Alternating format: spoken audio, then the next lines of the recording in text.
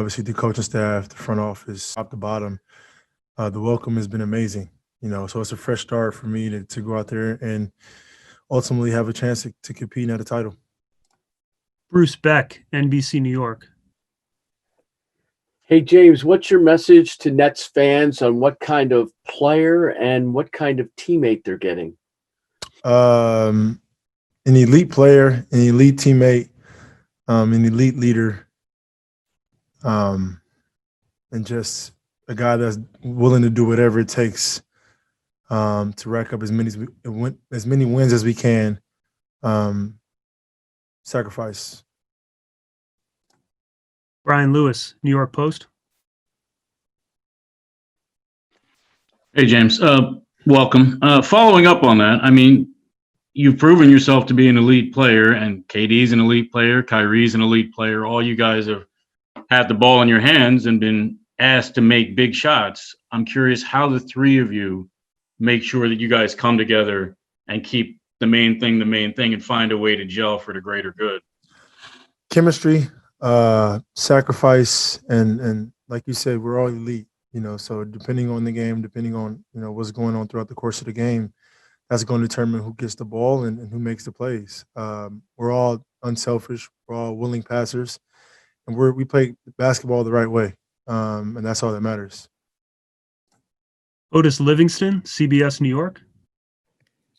Hey, James, welcome to Brooklyn. From your post-game comments after the Lakers lost to what your teammates were saying about you as far as being disrespectful and also you being held out of practice until a trade was made, it got pretty ugly at the end of your tenure in Houston. Is there any part of you that regrets the way that it ended? I wasn't disrespectful to anyone. Those guys had just got there, Houston. I've been there for a very long time. I've been through all the ups and downs, with that organization. And I wasn't disrespectful towards anyone. I just made a comment, that the team as a whole wasn't good enough to compete for a title. And, at the stage of my career, right where I am now, that's what I would love, And so I wasn't trying to be disrespectful to anybody, especially not to the organization. And like I said, I'm excited to be here in Brooklyn. And excited for a new start. But do you regret the way it ended, though? I mean, it's a place that you loved and you had so many highlights. Yeah, I regret because I'm not the type of guy to, I don't need the attention, especially the negative energy, the negative attention. Like I've never been that guy. So there were some things I felt like out of my character, but the ultimate goal was to get somewhere, where I can compete. And here I am in Brooklyn. I have nothing but love and respect for that organization, that city, and everything that they've done for me and my family. Much respect. Malika Andrews, ESPN. Hi, James. Welcome. Sean Marks said yesterday that in large part because you are pretty much going to be thrown into the fire here. Brooklyn has a schedule where they don't practice a whole lot. He's hoping that you will lean a lot on your previous relationship with Kevin Durant. What communication had you had with him in the days leading up to this, and how much do you think that that's going to play a piece, that previous relationship with both him and Jeff Green? That's a pretty special piece to lean on. I think me just loving the game of basketball and having so much talent around me makes it easier. Obviously having conversation with Steve and Mike and the entire coaching staff, and then even the players today, I'm more confident because the things that they do offensively and defensively are similar to what I've been used to in Houston. So just going out there and being me, and making the game easier for obviously Kevin and when Kai comes back, but our bigs, our shooters, and just being myself. And that's the most important thing. Greg Logan, Newsday. Hi, James. Welcome to Brooklyn. I'd just like to drill down a little bit on your thought process, even before training camp, making the decision to ask for the trade from the Rockets to the Nets. How did you arrive at that? And was there conversation between you and KD and Kyrie when you guys worked out in Los Angeles prior to the season? How far back does this go? As far as with Houston, just wanted to after the bubble, after that loss, just wanted to reevaluate my career and the team and the direction that the organization was going. And then you look from top to bottom, from the general manager leaving to Mike D'Antoni leaving, to reevaluating our personnel and see if we had enough to compete with the best teams in this league.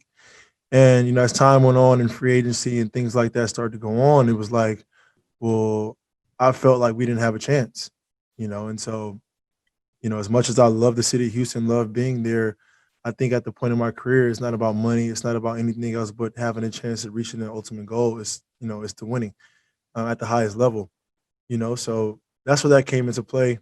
Um, it didn't go as smooth as I would loved it to go, but I think both sides are happy.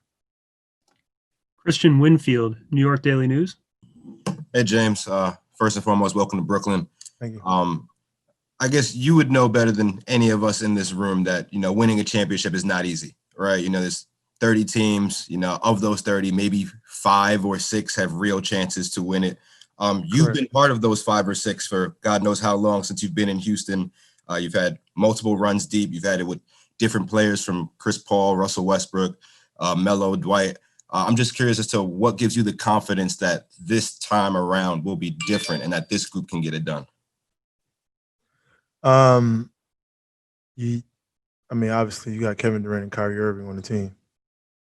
And then surrounded by those guys, you have really good pieces in DeAndre, Jeff, shooters, and Joe, Landry. You just look at this entire roster and it's built for any style of basketball you want.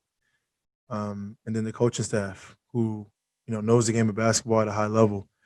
You just add that all together and it's like, that's a legit chance right there.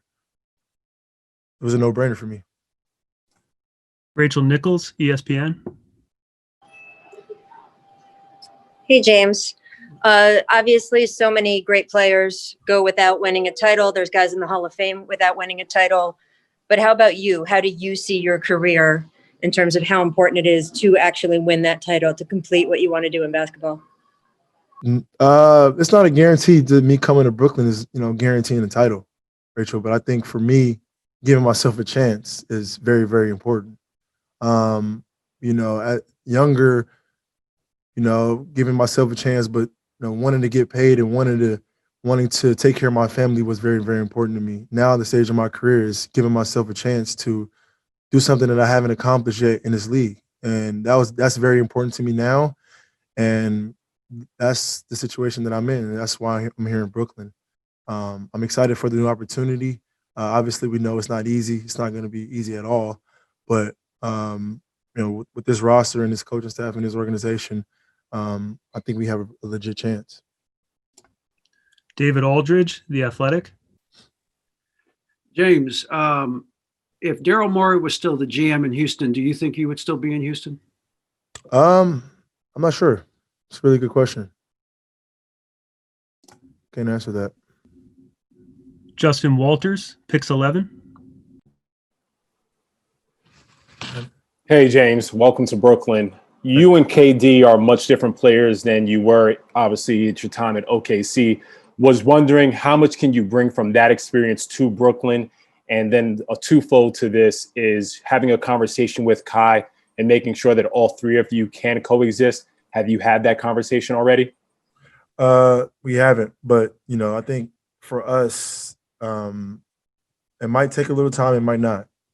I think all of us are very, very smart. Like I said, are very unselfish, and we know what's at stake. So, it's a matter of coaches putting us in position and us communicating, putting ourselves through positions and spots on the floor where we can be effective and help each other out. Each game is going to be different, but I think as time goes on, since we're not really practicing, as we get a feel for throughout the course of games, that it should be a lot easier because, like I said, all of us are unselfish and we want to see the next man succeed. Not only just us 3, though. We want to see our entire team exceed and play to the best of their ability.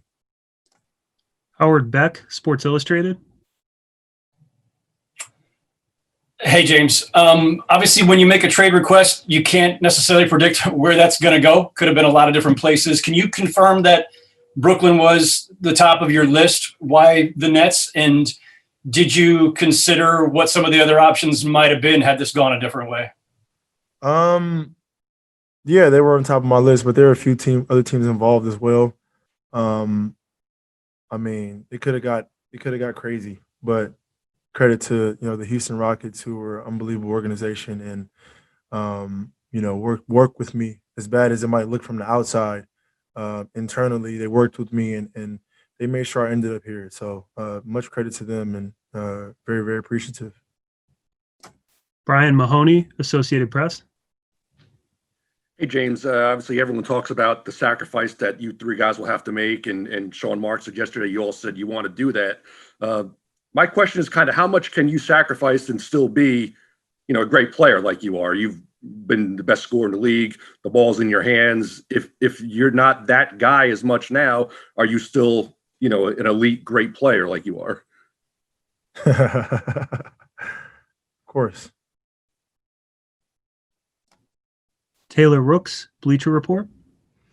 Hey, James, welcome. I know you're obviously still getting acclimated to this team, but when you look at yourself and you look at the pieces, what parts of your game do you envision, staying the same for this to work? And what parts do you envision changing for this to work with this team?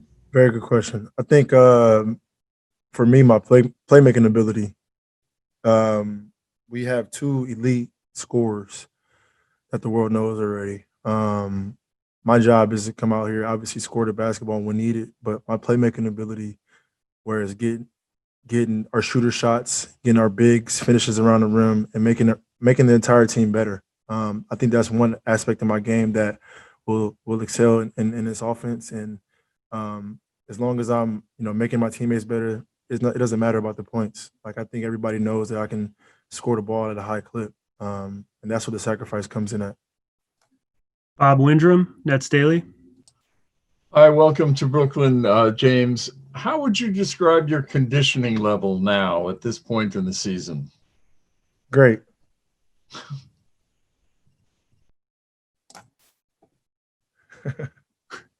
Back to Greg Logan, Newsday.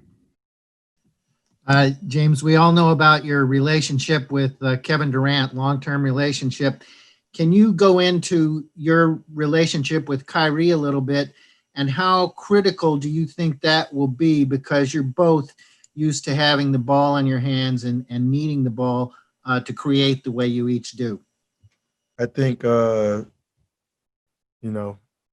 really good at it, at creating and creating good shots for ourselves and creating shots for our teammates. Like I said, it's all the flow. I can't predict how it's going to go. Kyrie might score, 10 possessions in a row. KD might score 10 possessions in a row. Like, they're more than capable of that, and I'm fine with that. Because we're going to be winning and it's going to be good. So, I mean, tomorrow we'll see, and it's going to be fun, and I'm excited about it. Alex Schiffer, The Athletic. Hey, James, welcome to Brooklyn. Obviously, you played against Steve Nash early in your career, but outside of that, did you have much of a relationship with him prior to this trade? Not really. Not really. But just having a conversation with him today was exciting. Obviously he has that point guard mentality, one of the best to ever do it. So just to go over the offense, watching, just him explaining the offense, in positions that he sees me in, and, where he can use my playmaking ability was exciting, because obviously he's done it for a very long time at a high level. Ian Begley, SNY. James, welcome to Brooklyn. How much, if at all, did Mike D'Antoni being here factor into where Brooklyn was kind of on your wish list entering this thing? It was a part of it. Mike's an unbelievable coach. He's been doing it for a very, very long time, and obviously Mike is a factor. Just being comfortable with him, being comfortable with Kevin, knowing Kyrie. Just those four pieces right there made it easy. Obviously then being in Brooklyn, for me was a no-brainer. Brian Lewis, New York Post.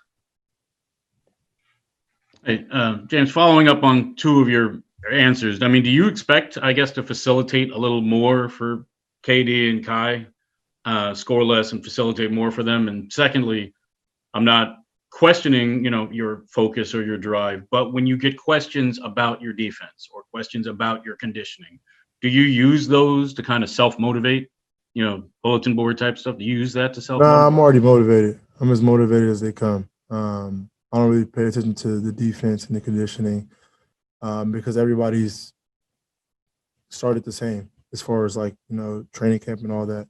So it doesn't matter to me. I don't really focus on it. I don't really pay attention to it.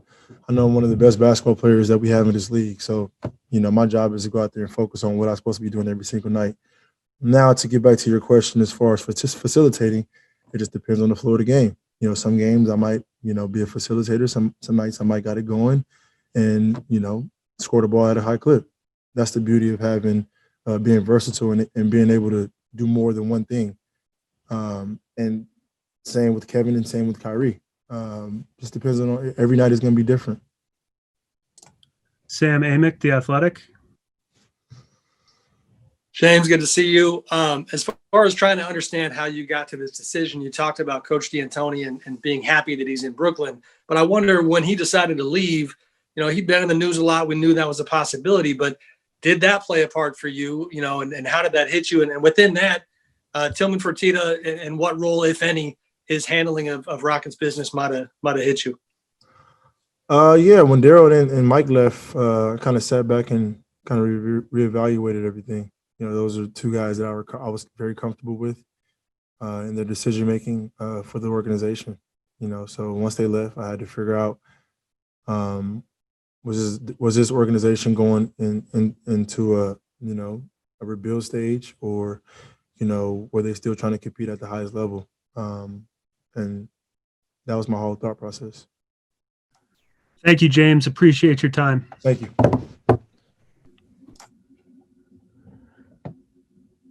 Thanks, everyone, for joining us. Appreciate your patience today, and we will speak to you soon.